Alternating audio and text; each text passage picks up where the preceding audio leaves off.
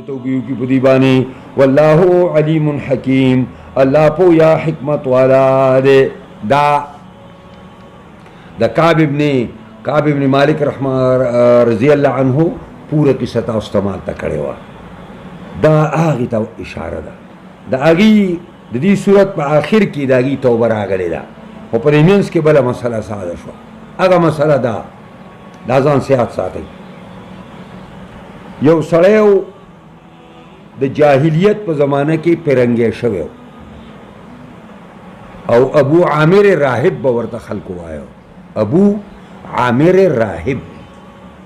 خطرناک سړیو دی پیرو ځکه چې دی راهب و دغه شه پیرنګی شه نو ځان یې د هغې پادري ساز کړ نو ډېر لوی اثر په خلکو قایم و او ډېر خلک به ورله ته راته او تحفې تحایف به یې ورله راوړل او یو لوی ریاست یې قایم کړی چې کله رسول الله صلی الله علیه وسلم الله مبعوث کو نو ابو عامر بیا ورته نبی علیه السلام ویل دا ابو عامر راهب نه دی دا ابو عامر فاسق به ورته پیغمبر خدا وایه. ابو عامر فاسق. نو هغه ابو عامر فاسق داسې کار وکړو چې یو ځل نبی علیه السلام ته مخامخ ویلي ویل چې په دنیا کې کم قوم تا سره جنګیږي زه به د هغه قوم سره ځم او در سره به جنګېږم در اخره پورې. بیا یې مدینه کې ځان لپاره خو ګروپ تیار کړی و هغه ابو عامر فاسق هغه لی جواب یې ورته راولېږه چې دا فتح مکه وشوله او زه نور دلته ټینګېدی نه شم نو زه یورپ ته ځمه او روم ته ځمه او د روم بادشاه اکساومه او فوج راولم او دا محمد او د ملګري دي مدینې نه شړم. خو ملګرو تاسو د جومات په نوم باندې دغه ځای کې یو آبادي سازه کوي یو مورچه سازه کوي چې زه به دغه مورچې ته بیا درځمه او د دغه ځای نه به بیا موږ د دې خلاف کاروی شروع کوو او دی او د دا ملګري به موږ وجنو د انګریزانو په فوج باندې زه ځم او فوج راولم. بس هغوی آبادي شروع کړه. دا مسجد قبا ته چې څوک تلي یی د مسجد قبا خواته بلکې دغه کسان چې منافقان دا د قبا والا د بنو غنمو د تر زامنو نو هغوی مسجد زرار بنیاد کېښوده او مسجد زرارې ساز چې ساز که نبی علیہ السلام دی وخت کې د تبوک د غزا په تیاری کې دی روانګۍ کې دی دوی د نبی اکرم صلی الله علیه وسلم خواته راله او ویل دا الله پیغمبره منګه د قبا جومات خواته یو بل جومات ساز کو د بوډایګانو ښځو دپاره بیمارانو دپاره د ماشومانو دپاره چې په باران کې او په تیاره کې هغوی لرې جومات ته نشي تللی مسجد قبا ته نو موږ ویل دا په محله کې بولې جومات ساز کړه چې دې کې به لړ بس مونځ کوي. نبی علیہ السلام پسې راله جی تاسو راشئ او موږ له پکې لږ مونځ وکړئ چې تبرک پکې پیدا شي. نبی علیہ السلام کور ته جواب ولېږي چې غټ څادر راولېږئ زه ځمه داسې قبا مسجد خواته او هلته یو جومات دی د هغې افتتاح کوم. بس په دې کې جبریل علیہ السلام راغی ویل دا څه کې ویل دا کې مونځ مه کوه دا جومات نه دی دا هغو د ابو عامر فاسق دپاره معقل ساز شو فوجي هیډ کوارټر یې ساز کو او د دې نه په تا باندې حمله کېږي. نبي کریم صلی الله علیه وسلم څادر کېښوده او ملګرو ته یې ویلي چې پاسئ ځئ لاړ شئ او جومات دړې وړې کوي او ویې غورځوئ او بوتلې موتلې ځان سره ځای کوي او دا ګندګۍ مندګۍ او ویسې پاکه ځای کې واچوئ او اور ورته ولګوئ ویسې. نو قرآن کریم هغې ته اشاره کوي. اوس هم چې کوم جومات په دې نیت څوک سازوي چې د دې مسلمانانو په منځ کې دا شیرازه جدا شي نږدې دي جوماتونه خو دې وجې نه جومات زه سازومه چې به دا د پلانې عقیدې خلک دی او دا د پلانې عقیدې خلک دی او دا د پلانې عقیدې خلک دی په دې نیت باندې جوماتونه سازول چې د مسلمانانو منځ کې تفریقې پیدا کول. دا هر جومات چې دا په حکم د مسجد زرار کې نو هغې ته اشاره کوي والذین اتخذوا مسجدا ضرارا، آغا کسانو چی نیولے دے مسجد زرار لرا، مانا دادا آغا جماعت چی دا آغا جماعت دا سازول مقصد مومنانو تا مسلمانان تا ضرر ورکول دی.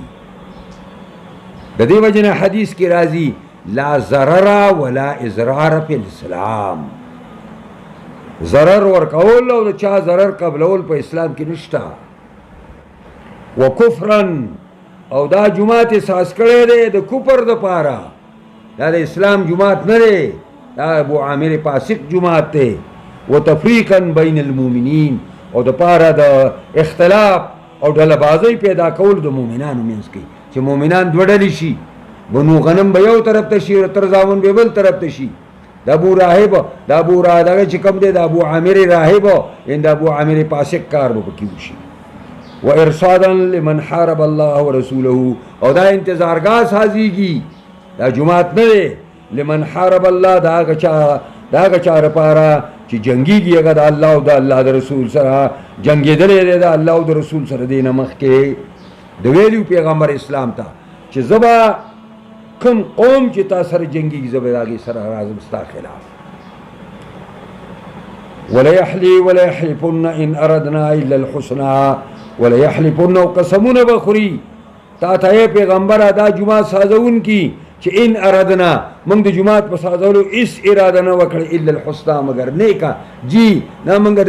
دا بیمارانو دا پارا، بوداگانو دا پارا، بودایگانو دا پارا، دا معشومانو دا پارا، دا باران دا شپی او دا رنگی دا یخنی کی دا منگل چی لری نشیت لے لرن بدل تا ورزی او پخپل زی کی با محلہ کی با دا خیر سر موس کی. واللہ یشہدو انہم لکاذبون، اللہ وی اللہ گواہ دے چی دا منافقان دروغ وی. لا تقم پیہی ابدا، پیغمبر گورے پا دی جماعت کے اونا طریقے دے منظر پارا دا دی ابتتاؤ نکی. لمسجد اسسا للتقوی، البتہ اگا جماعت چی ڈی پی سی خودے شوید آگا پا پریزگار بانی چی آگا مسجد قبا دے چی دا گی بنیاد نبی علیہ السلام پا خپل بانی ایخے دے. کلا چی دا حجرت کے را گئے نڑنبے بنو غنم تر آگئے سنیت الوداع خواتا، اس چی پا کمزی که مسجد قبا دے آغا زی تر آگئے دیار لسرز دالتا دا مدینین بار تیر اکڑی پا دیار لسرز کے دی جماعت بنیاد دالتا گی.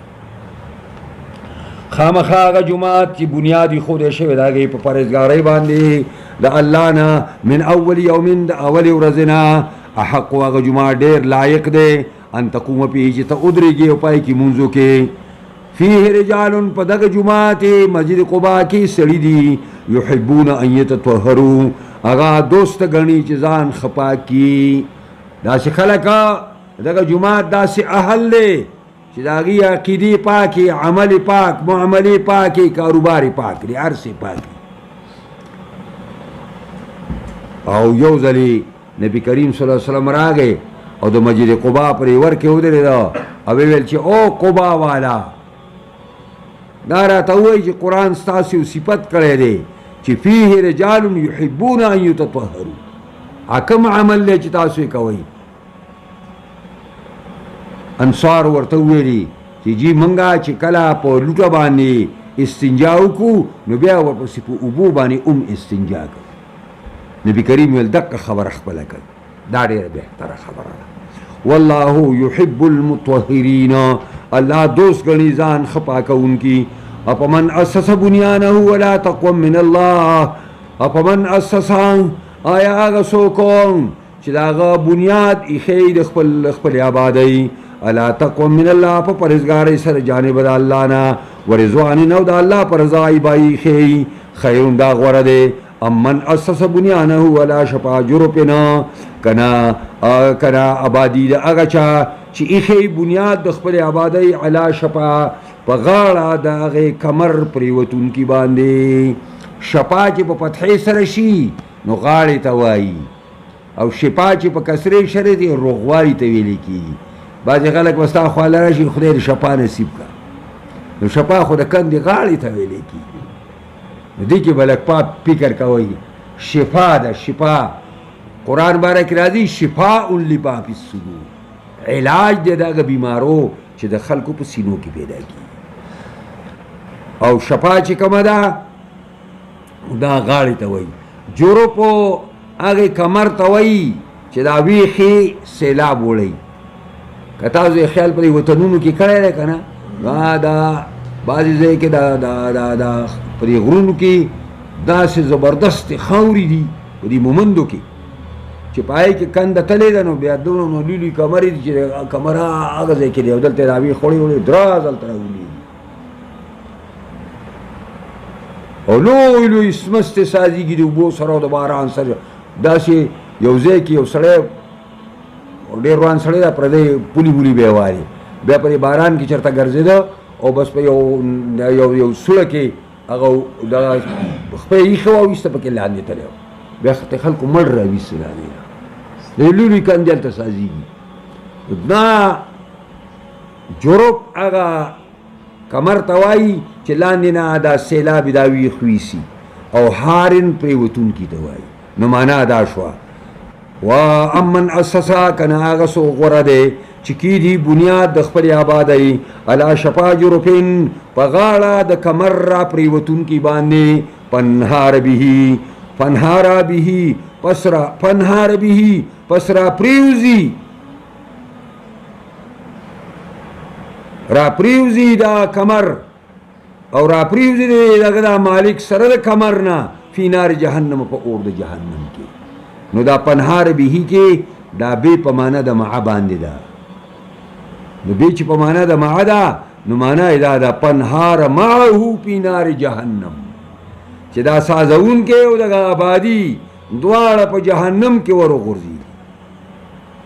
دا د مسجد زرار هغه بیان دی. والله لا يهدي القوم الظالمين. الله خون نه کوي قوم ظالم ته.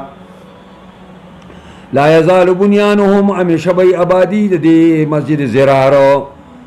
همیشه به آبادی د دغه کسانو چې مسجد زرار احساس کړی دی. الذین بنوا ریبة فی قلوبهم، هغه کسانو چې احساس کړی او مسجد زرار لا سبی د همیشه ریبة فی قلوبهم شک او شبه پړ کې. دا زمونږ را جماعت نه برداشت کړي او دا زمونږ خپلو تربورانو ته زمونږ خپې راخ کړي او مونږ یې هغې ته بې عزته کړو. الا ان تقطع قلوبهم، مگر چې کټ شي زړونه د دوی، د دوی د زړونو نیات او رګونه کټ شي او هټ پیل شي، نو الی بر ذهن نه دا وځي. کنې دغه جومات په باره کې به دوی دا خبرې خلکو ته کوي. والله علیم حکیم. الله پوه پارسه دی او حکیم او حکمت والا دی. هر کار د حکمت نه خالي نه دی. ان الله اشترى من المؤمنین انفسهم واموالهم بان لهم الجنه يقاتلون في سبيل الله فيقتلون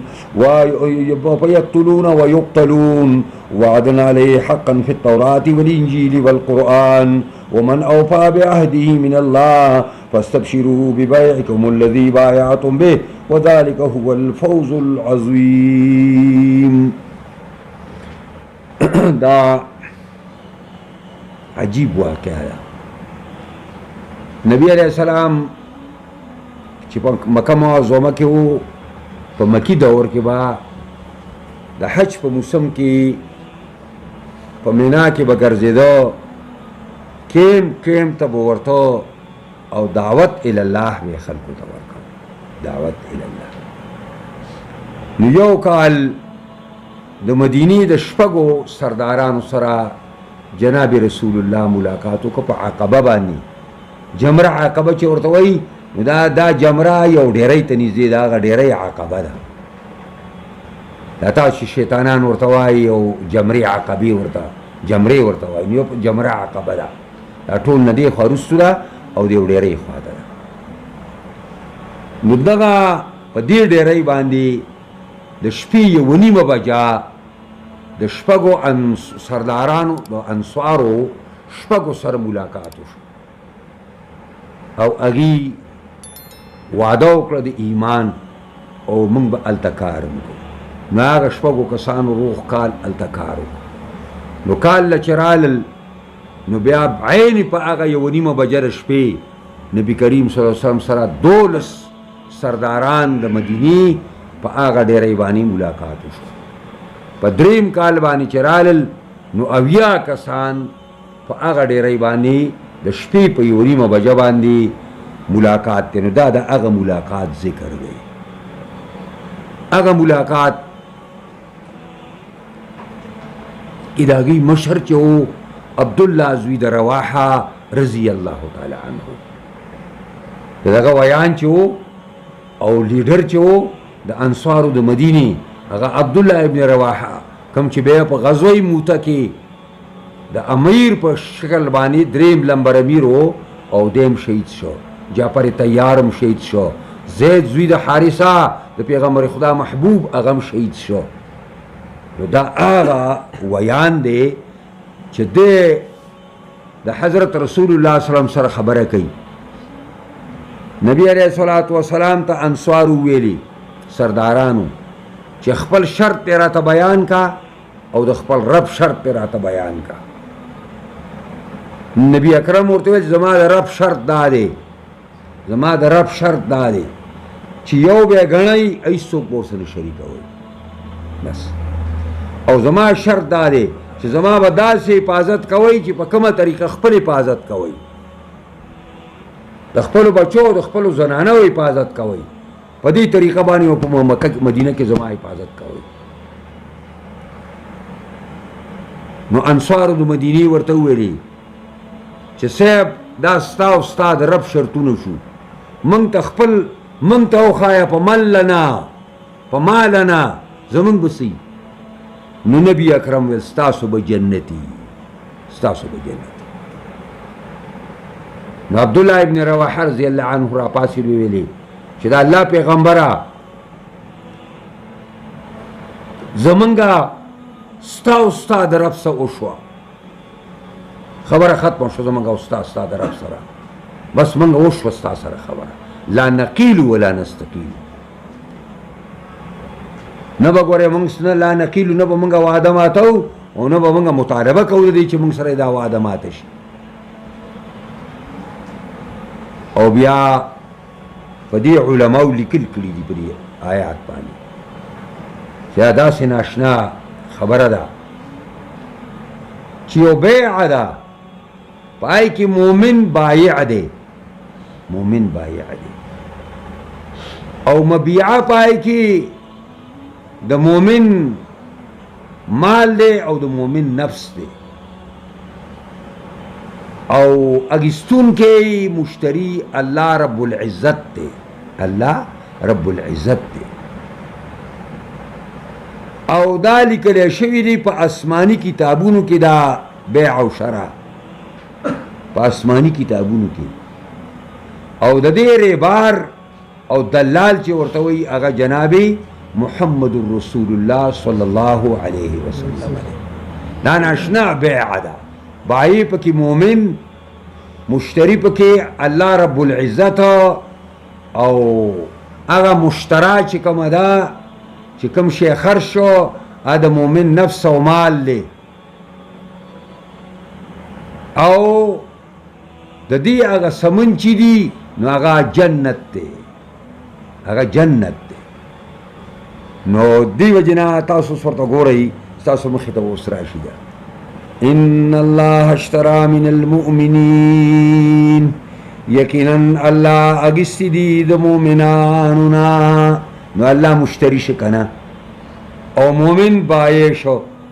صحیح شیطی اگستی دی انفسهم و اموالهم، دا غ مبیع شو، دا مؤمنانو زانونا او دا مؤمنانو مالونا دا الله و رسول اگستی دی او سمنی سدی بأن لهم الجنة، چې د دې مؤمنانو د پاره بر دې په عوض کې جنتی. نو دا مؤمنان به څه کار کوي؟ یقاتلون فی سبیل الله، جنگیږي با په لار د الله کې، د الله په لار کې به جنگیږي. نو فیقتلون و یقتلون، فیقتلون دیبا پخپلا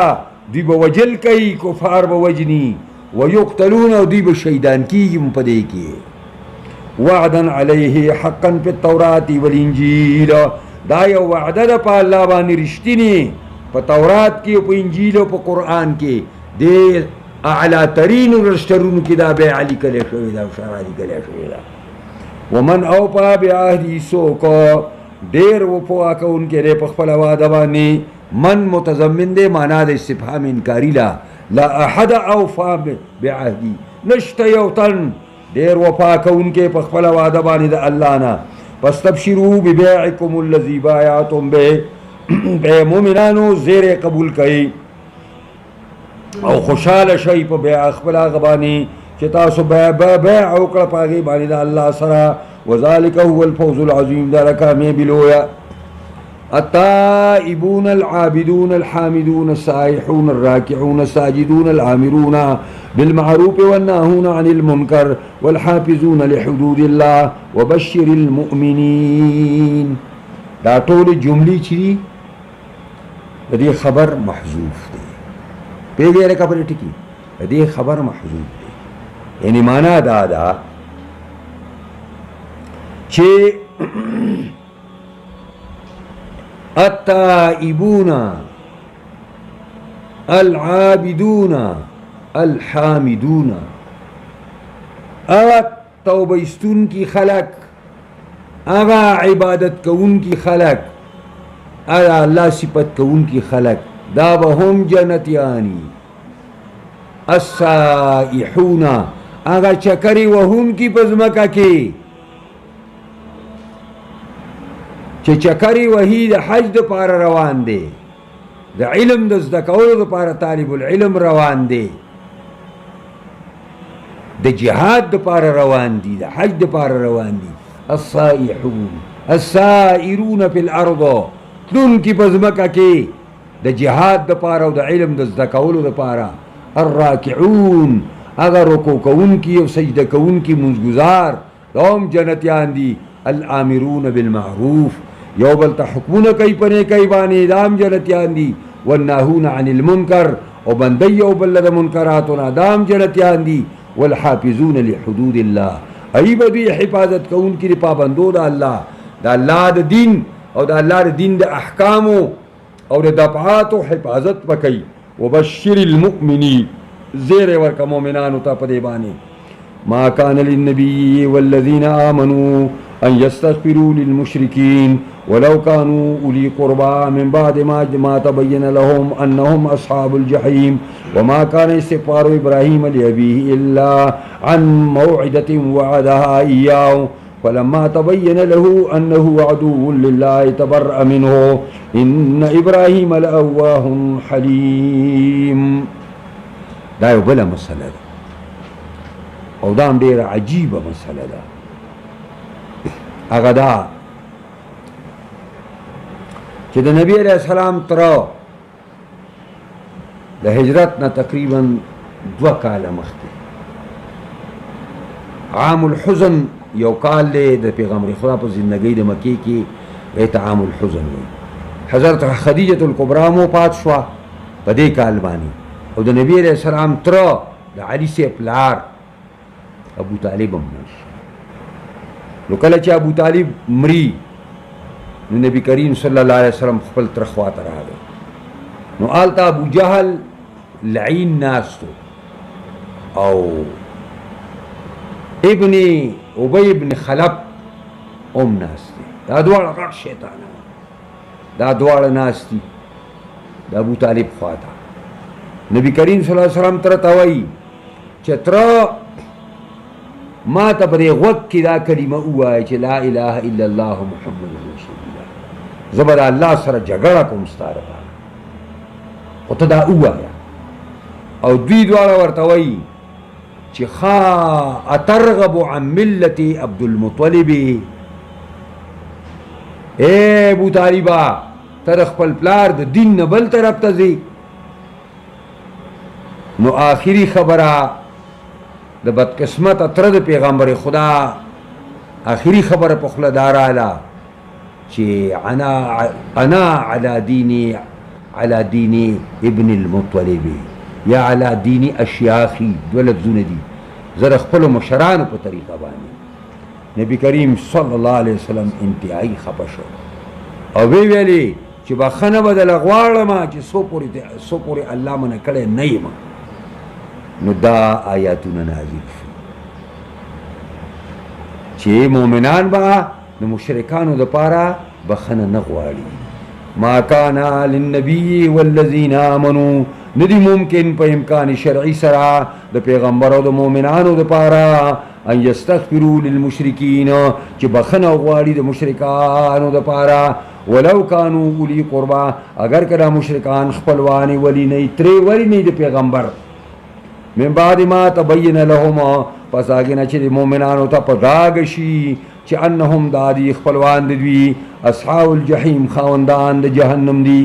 وما کان اوس سوال پیدا شو ابراهیم علیہ السلام پلار آزر لوی کافرو او ابراهیم علیہ السلام ول بخنه غوښتي و څنګه ته چې د مشرکانو لپاره و بخنه نه غواړي نو دا غي جواب وما کان استغفار ابراهیم علی ابي نو استغفار غو بخنه غوښتل د ابراهیم د خپل پلار لپاره الا عن موعده وعدها مگر دا د وجد یو وعدین وا وعدها چې د ابراهیم وعده د خپل پلار سره کړی و کله چې جدا کېدو نو ورته ویل چې بابا جی ساستغفر لك ربي انه كان بي حفيا زما رب په ما ډېر مهربان دی زه به ستا لپاره بخښنه غواړم مطلب دا و چې زه به دا بخښنه غواړم چې خدای زما د پلار ته هدایت وکړي او زما د پلار په توحید روان کړي شرک نه راواړي فلما تبین له کله چې ابراهیم علیه السلام ته په ډاګه شوله چې انه دا پلار د عدو لله دشمن د الله دی تبرأ منه نو اعلان د بیزاری کو خپل پلار نه او وی پرې خود او دا ابراهیم علیہ السلام ولیکو ان ابراهیم لأواه حلیم یقینا ابراهیم علیہ السلام لأواه ډیر افسوس کوونکی اواه هغه چاته وایي چې یو کار ویني اوه ډیر نرم والی وای هاي هاي دا صوف دا صوف او حلیم ډیر بردبار انسانو په جلتی باندې بیا چاله سزا نه ورکوله او چاله به بدل په جلتی باندې نه ورکو کله صبر او استقامت په بیکاره وسته ابراهیم علیه السلام حدیث کې راځي وایي ابراهیم علیه السلام پلار د قیامت پر ورځ باندې ابراهیم علیه السلام مخې ته راشي او په دې مخ باندې به تک تور دغه خوري دا مخ به تک توري نو ابراهیم علیہ السلام ورته وایي چې ما ګوره زما بابا جی زما خبره دې نه منله که نه نو اب ورته وایي چې اوس پس تا خبره ومنم وایي بابای چې منګې مات کړي نو بډه ووایي ښه د ابراهیم علیہ السلام پلار اوس ورته وایي اوس پس تا ومنم ابراهیم علیہ السلام الله ته وایي چې الله د دې نه لویه شرمندګي به بله صحیح زما چې زما دا بدقسمت پلار جهنم ته واچولی شي نو حدیث کې راځي ورته به وویلی شي تاسو لږ بره وګورئ چې بره وګورئ بیا خپل خو ته وګوري نو به پلار به د یو زناور په شکل باندې چې دا زمری یا دغه یو چیله یو ګډه اوسۍ ماته کي او د هغې په هغه وینه کې بیا ورغړي او بیا لاړ شي په خور کې ورغړي نو یو ډېر بدنما ښکاري دقسې به بدنما وي ابراهیم علیہ السلام ورته ګوري وینې سوي دا ریګ هغلي جهنم وما كان الله ليضل قوم نه دی الله چې ګمراه کي یو قوم لرا بعد اذ هداهم پس هغه نه چې الله ورته خونه کړي وي حتی یبین لهم حتی چې بیان کړي الله دیتا ما یتقون خبرې چې دوی ته ځان وساتي ان الله بكل شيء علیم یقینا الله په هر څه باندې پوهه دی ان الله له ملک السماوات والارض یقینا الله خالص لپاره حکومت د اسمانونو د ځمکو دی یحیی و یمیت دا ژوندي کول کوي مړه کول کوي وما لکم من دون الله نشته دی ستاسو لپاره سوا د الله نه من ولی څوک دوست ولا نصير او نسوک مددگار لقد تاب الله على النبي والمهاجرين والانصار الذين اتبعوه في ساعة العسرة من بعد ما كاد يزيغ قلوب فريق منهم ثم تاب عليهم انه بهم رؤوف رحيم دا صحیح کسان هم پاتې شوي صحیح مسلمانان نه ناراستۍ د وجې نه پاتې شوي نو هغې هم راغله پیغمبر خدا صلی الله علیه وسلم ته عذر پیش کو چې هېڅ عذر نو خو ناراستی و بیکاري وه نو الله رب العزت د هغې توبه هم قبوله کړه او ورسره پیغمبر هم یاد که ځکه چې پیغمبر علیه السلام نه منافقانو اجازت حاصله و چې کله تبوک ته روانېده هغه ویل کښېنئ ځئ مه ځئ نو الله ورته تا ولې دوی ته اجازت وکړو چې تا ته پړاګه شوی وی یا منافق او غیر منافق معلوم کړی وی. او دارنګې مهاجرینو ته هم الله تعالی که د هغې نه او انصارو نه که په دې تلو راتلو د تبوک کې څه کمی شوی نو الله وی هغه مې معاف کړي دي. الذین اتبعوه هغه انصار او مهاجرین چې تابعداري د پیغمبر یې کړې په ساعت العسره په هغه وخت سخت کې. تاسو ته مو ویلي چې دې ته غزوه عسره وایي، سخته جګړه وه ده، د سختې ګرمۍ په وخت کې وه. دې حده پورې حدیث کې راغلي دي، حضرت عمر بیان کوي چې موږ یو مقام ته ورسېدو او دومره تږي شو دومره تږي چې موږ زموږ دا سټونه زموږ نه پرېوتل او بعضې خلکو خپل اوښان لال کړه او د هغې هغه دای کې چې کومې اوبه وي د هغې هغه پړپوس کې هغه یې وڅکلي د تندې د لاسه. او وی ابوبکر صدیق راوړاندې شو او پیغمبر اسلام ته ویلي چې تاله خو خدای عادت درکړی چې کله قوم ستا او ستا ملګري په مشکل کې پرېوځي تا خدای تعالی عادت درکړی ستا دعا قبلوي. نو جناب رسول الله ورته ویل چې ابوبکر دعا وکړم ویلا وکړئ جي بس لاس اوچت کړه، لاس اوچت کړه او دعا کوي الله موږ له اوبه راکړي. بس باران وشو، بهترین باران تیز، او خلکو لوښي ډک کړه او ټول سامان د اوبو چې سودا د اوبو نه ډک خلکو. او صحابه وایي حضرت عمر وایي چې بیا موږ روان شو نو کوم ځای پورې چې فوج پروت و په هغه انداز باندې باران شوی و. د فوج د حصې نه بار یو څاڅکی باران بیا مخکې نه شو. دا د الله شان فی ساعت العسره کې مې خبره کوله. من بعد ما کاد یزیغ قلوب، پس د هغې نه چې نږدې وه چې کاږه شوي وی زړونه د یو فریق منهم د دوی نه چې دا څنګه چل دی د الله پیغمبر موږ کې دی او موږ دونه تندې سره مخامخ یو. ثم تاب علیهم، بیا قبول توبې وکړه الله په دوی باندې. انه بهم رؤوف الرحیم، یقینا د الله پر خلکو باندې یقینا دا پیغمبر پر خلکو باندې رؤوف الرحیم ډېر مهربانه دی او زیات مهربانه دی. وایي ثم تاب علیهم، بیا قبول توبې وکړه. انه یقینا د الله بهم رؤوف الرحیم په دوی باندې بیا اندازې مهربان او زیات مهربانه دی. وعلى الثلاثه الذین خلفوا، خاص کر الله قبول د توبې وکړه په دریو کسانو باندې چې هغه رستو پاتې کړی شوي د غزوې د تبوک نه. چې کم درې کسان دي تاسو ته ما ویلي دي، کعب ابن مالک دی، مراره زوی د ربی دی او هلال ابن امیه دی. یادم شو لکه دا به یې روی نه کنه. وعلى الثلاثه الذین خلفوا، خاص کر قبول پانی خلفو چې رستو پاتې شوي دي. حتی اذا ضاقت علیهم الارض، حتی چې تنګ شوه په دوی باندې ځمکه بما رحبت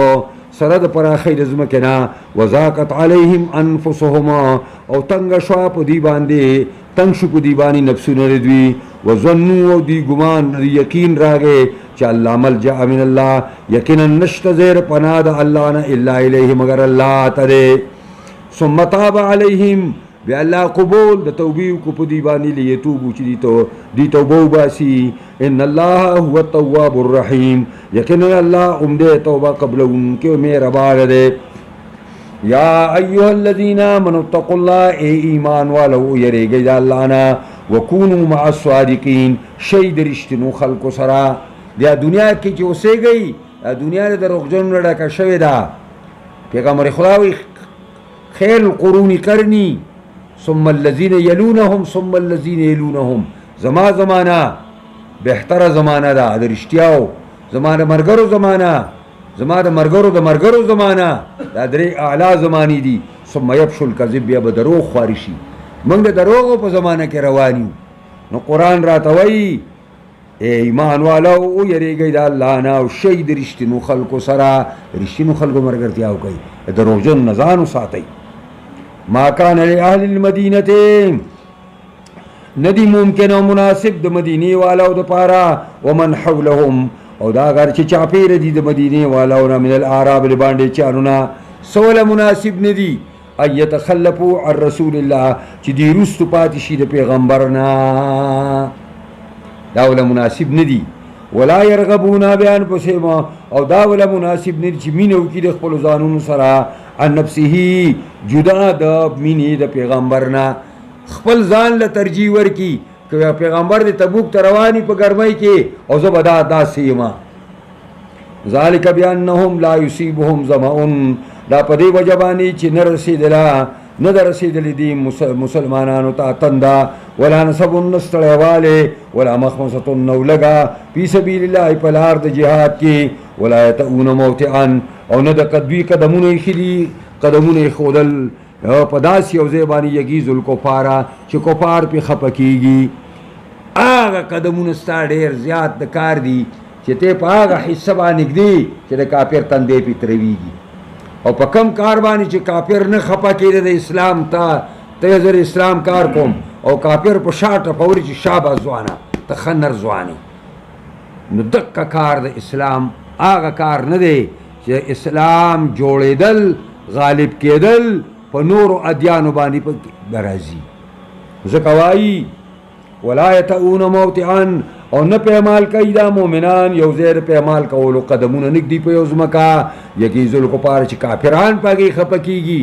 ولا ینالون من عدو نیلا، او نه حاصلوي دا مؤمنان د دشمن نه څه حاصلولو الا کتب لهم به عمل صالح، مگر پر هره یوه خبره باندې لیکلی کېږي دوی دپاره عمل نیک. ان الله لا یضیع اجر المسلمین محسنین، یقینا الله نه ضایع کوي مزدوري د نیکانو. ولا ينفقون نفقة صغيرة ولا كبيرة، او ولا ينفقون خرچ نه کوي دوی نفقة صغيرة نفقه لگا، ولا كبيرة او نه ډیره، ولا يقطعون واديا، او نه دوی کټ کوي یو وادي لرا چې په یو وادي باندې وردن نشي او په دې کې مزلونه کوي رواني. الا کتب لهم، مگر لیکل کېږي دا ټول دوی دپاره اجر، لیجزیهم الله احسن ما كانوا يعملون، دې دپاره چې بدله ورکړي الله دوی ته بهتر هغه چې دوی د هغې کوونکي. وما كان المؤمنون، داسې چلو شو چې د بدر د تبوک د غزا نه وروستو چې مؤمنانو له الله دونه زورنه ورکړه چې تاسو ور پیغمبر دا نفس نه په خپل نفس زیات نه خفه کېږئ، او نه ور خپل نفس سره د پیغمبر د نفس نه زیات امینه کوئ چې پیغمبر دې په مشکلاتو کې وځي او ته په کور کې ناست دی، دا کار به نه کوئ. چې دا خبره وشوله نو الله رب العزت اوس فرمایه خلکو داسې چلو کو چې بیا به غزا له کله نبی علیہ السلام اعلان وکړو د سلم به راووته، یو کس په مدینه کې نه پاتې کېده، بیا به نبی علیہ السلام مدینه کې ځان له پاتې شو. نو قرآن نازل شو او قرآن ورته دا خبره وکړه چې داسې وکړئ داسې وکړئ چې تاسو ټول مزئ په جهاد پسې. بطور مثال پیغمبر په خپله پکې دی او تاسو ټول لاړ شئ په جهاد پسې، نو کله یې داسې پاتې کېږي. نو چې ټول تلل منه دي، ټول به نه ځئ، ښارونه به نه خالي کوئ، کېدای شي کفار به بل طرف راتاو شي او تاسو نه ښارونه ونیسي. نو چې ټول تلل منه دي، نو بیا د هر یو لوی جماعت نه دي وړوکی جماعت وځي. نو که پیغمبر په سریه کې وي نو د پیغمبر نه چې کوم احادیث په دې سفر کې زده کي، نو چې کله کلي ته راشي نو کلي والاو ته هغه احادیث واورئ. او که پیغمبر کلي کې پاتې شوی دی او دا نور خلک جهاد له تللی دی او یو جماعت د پیغمبر سره دلته پاتې شوی دی، هغه د پیغمبر نه به احادیث زده کوي، نو چې هغه خلک واپس راشي نو دوی به هغې ته دا احادیث به وړاندې کړي. نو دا هغه علم زیم دی چې د هرې غټې قبیلې نه او د هرې غټې ډلې نه یو وړه ډله ضرور پکار ده چې د علم دین د زده کولو دپاره بهر ته وځي. علم دین څوک زده کوي؟ نه زده کوي، خفه کېږئ مه طالبانو، نه زده کوي څوک. نو موږ هسې خپل خولې د خپل وختي مشته ولاسي څوک یې زده کوي چېرته؟ دا موږ د استادانو نه زده کړي، دا اوس نه زده کېږي که سړی وایي چې زه به اوس کتاب رالم او دا زه په کتاب کې ګورم او بیا به طالبانو ته وایم. دا موږ زده کړي د خپل استادانو بالفعل هم یاد کړي، او که خیر د مرګه پورې د اخري سرګۍ پورې به راته یاد وي د الله په فضل و کرم سره. دقسې به یې وایي خلکو ته خبره مې کوله چې څوک اوس نه زده کوي، دا به مونږ زده کول ټکي ټکي تپوس به مونږ د خپل استاد نه کوو. اوس بس هر سړی په منډه باندې دی، په منډه باندې. وما كان المؤمنون لينفروا كافة، نه ممکنه مناسب د مؤمنانو لپاره چې اوزي ټول په یو اعلان وشي او ټول لامو تړي او د سیل مې اوزي او خارونه خالی کی. نو فلولا نفر من كل فرقة، کله چې ټول تلم ممنوع دي نو ولې نوزي د هرې لویې ډلې نه منهم د دې خلکو نه طائفة یو وړه ډله لیتفقهوا فی الدین چې مهارت حاصل کی په دین کې. بهر ته لاړ شي، سفرونه وکړي، مدرسو ته لاړ شي، د علماو درسونو کې کینی او هغې علم زده کي. ولینذروا قومهما، او ویری خپل قوم لره اذا رجعوا الیهم، کله چې خپل قوم ته راشي. نو بیا چې مو مدرسه کې څه زده کړي د خپلو استادانو نه قرآن او حدیث، هغه قوم په هغې ځان سره روان کي. دا نه چې قوم په بدعاتو کې پروت دی او ځوان د مدرسې نه راغی او سپینې جامې اچولي دي او سیب سیب ورته خلک کوي. اوس که سیب وایي چې هلکه دا کار مو کوئ دا کار مو کوئ، بیا خو ورته څوک سیب نه وایي. نو دا به د دې غټو غټو درسګاهونو نه علماو لیکلي دي، دا خلک به پکې عالمان شرابله، کلي کې به کله د بدعاتو به ډکو، یو څو ورځې به د بدعاتو خلاف وکړو، یو هغه ځای کې به یو بوډا چغه وواله، هلته به بل وواله، هلته به بل وواله، سړی به غلی شو، ولي بیا راښکته کړه. نو بیا به څو ورځې پس هغه غټ بدعتي به هغه په کلي کې و، هغه ملا یې د ټول نه غټ هغه به بدعتي و. دقسې اوس دا اوس هم نامسلي خلک چې کلي ته لاړ شي، هلته بیا چې کوم دی نو عام طور سره علم غریبانان خلک کوي. که داسې غټو کورنو خلکو علم شروع کو چې د هغې د چا امامتۍ ته حاجت نشته، د چا ته ضرورت نشته، خود په خپل کور باندې خود کفیل دي، علم به په بې ججک نه و علم علما خلکو ته بیان کی او دا خلک به بالکل ټیک ټاک شي. نو خو دې خبرې غر کړي. یو ځل په دا کې مولانا سنجان رحمت الله علیه د خدای وبخي، هغه سره یو ځای شوم په دا کې په شب قدر کې د یو مدرسې په پروګرام کې. نو ما پکې تقریر کو، هغې زما پسې تقریر و، ما ډېر بلد و هغه زما سره، ځکه چې دې ځای کې په دې دا کې ما تاسو ته ویلي شیخ عبدالرحمن مینوي رحمت الله علیه نه ما دغه ویلی دا شرط عظیم ویلی. نو امتحان رانه سنجان مولي صاحب ویستی. سنجان مولي صاحب ما په دغه کال باندې زما دویمه درجه وه، سنجان مولي صاحب فارغ شوی. دا امتحان ما نه هغه اخیستی په دې ځای کې شرط عظیم. نو ما تقریر دواړه لاس هم بیا ما تقریر وکړو.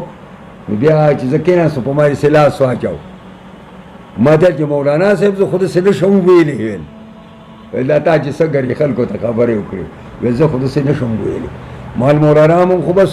پوټي خوړلي دي او خورام ګوټ کړې ده، هغې نه وروسته د هېڅ شي تمه نه کوو. هسې خبره مې تاسو ته کوله چې خدای پاک دې داسې خلکو کورو غټ غټو کورونو کې عالمان پیدا کړي چې هغه خالص د خدای خاطر کوي بیا او د مخلوق خاطر نه کوي، او خلکو ته په بې تکلفۍ سره دا دین مخې ته کیږي او دا علم دین خور شي او دا علم دین باندې خلک عمل شروع کړي. نو دې مصیبتونو او تکلیفونو به موږ تاسو خلاص شو. لعلهم یحذرون، دې لپاره چې دا کلي والا به ویریږي. نو بیا به داسې اوشوه چې هغه به غریب بس مفلوج شو، ځکه چې خو به امامت کو او امامت ته به بیا خلکو به بل سړی راولې لکه د پسې زمونږ مونږ نه کېږي. دا څنګه چل دی؟ لکه تا څه لپاره لېږلی و مدرسې ته؟ خدای غر کړي ته په کور کې ناست شیخه او دا دې لېږلی و په 20 کال په مدرسه کې تېر کړه، اوس راغی اوس به هغه خبرې منلې کېږي، ستا به منلې کېږي. یا ایها الذین آمنوا قاتلوا الذین یلونکم من الکفار، اے ایمان والو وجنګېږئ دا کسانو سره چې نږدې دي تاسو سره کافرانو نه. اوله بسم الله به په نږدې کافر باندې کوي، چې کوم کافر تاسو سره نږدې دی او برسرې پیکار دی، ته به جګړې نه سازئ، نه تا سره به جګړه کوي، برسرې پیکار دی. نو اول په دې باندې بسم الله کوي. اول یجدو فیکم غلظه، اولی مومي په تاسو کې سختی. معنا دا ده چې مؤمنانو دا کافر دی په تاسو کې زیږوالی محسوسوي چې دا زیږ دی زیږه دا خویه نه دی چې دا د پیسو په لالچ کې هم راځي او دا په دباو کې هم راځي یعنی مرګ نه هم یېرېږي او دی د پیسو ته هم د ټینګې نه دی نو ولیجدو فیکم غلظه ودی مومي دا کافران په تاسو کې سختی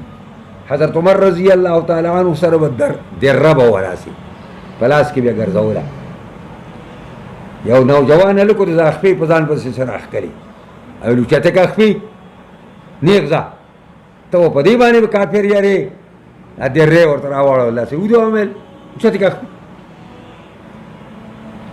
ولیجدو فیکم غلظه ودی مومي دا کفار په تاسو کې زیږوالی سخوالی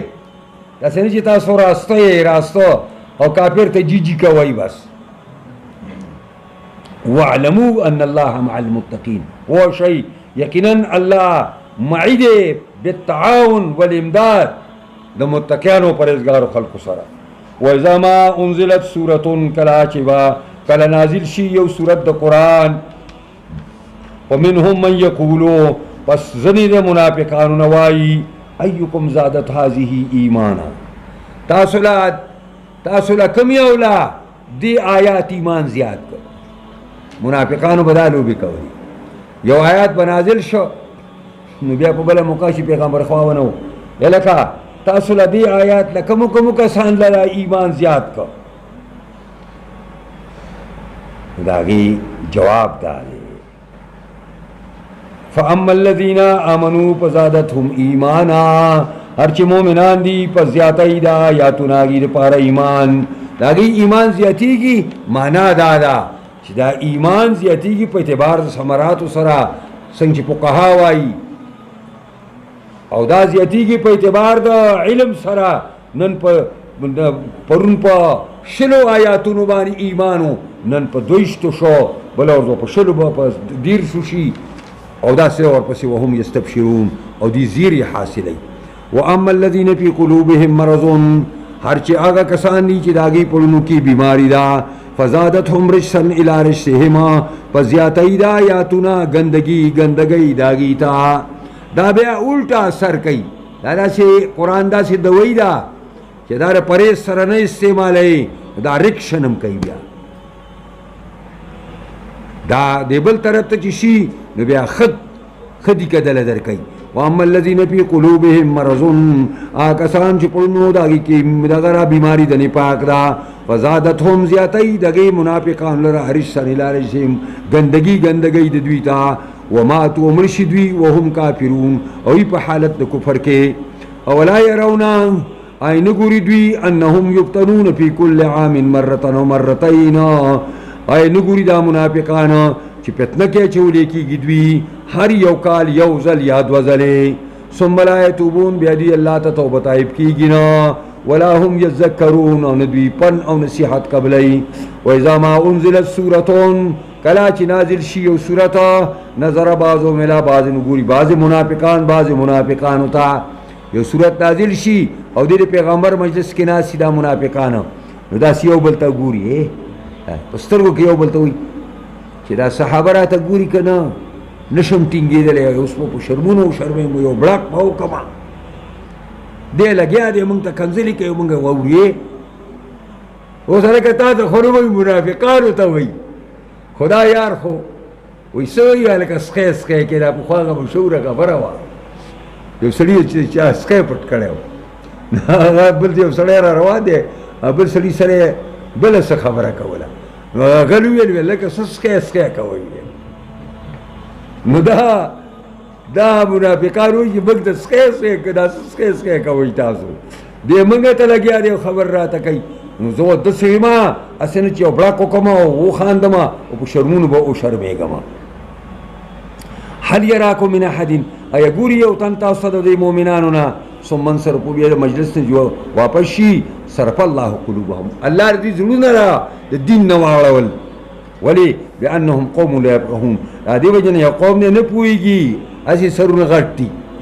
په ټکي نه پوهېږي لقد جاءکم رسول من انفسکم اخر کې د جناب محمد رسول الله شان الله واضح کوي لقد جاءکم رسول من انفسکما یقیناً راغلی دی تاسو ته رسول د الله من انفسکم ستاسو د ځانونو نه دی قریشی دی قریشی بنو هاشم کی پیدا شوی دی 40 کال ستاسو مخکې لوی شوی دی غټ شوی دی 40 کال زندگی تاسو سره تیره کړې ده د پیغمبرۍ نه مخکې او د هغې نه وروستو 14 کاله نور تیر کړي دي عزیز علیه ډېره سخته ده او ګرانه ده پیغمبر باندې معانتم هغه کار چې تاسو په مشقت کې اچوئ کوم کار چې تاسو تکلیف کې اچوئ هغه پیغمبر له زور ورکوي حریص علیکم ډېر حرص کوونکی دی په تاسو باندې بالمؤمنین رؤوف الرحیم او په مؤمنانو باندې بې اندازې مهربان او زیات مهربانې دوه خپل صفتونه الله پیغمبر ته ثابت کړه رؤوف هم د الله یو صفت دی او رحیم هم د الله بل صفت دی نو دا پیغمبر په مؤمنانو رؤوف الرحیم دی فإن تولوا کدوی اعراض کوي نو په قل ته ورته وایه حسبی الله ما دپاره الله کافی دی لا الہ الا هو نشته معبود سوا د نه علیه توکلتو خالص پر الله باندې ما ځان سپارلی دی وهو رب العرش العظیم او دا الله تعالی خاوند عرش لوی دی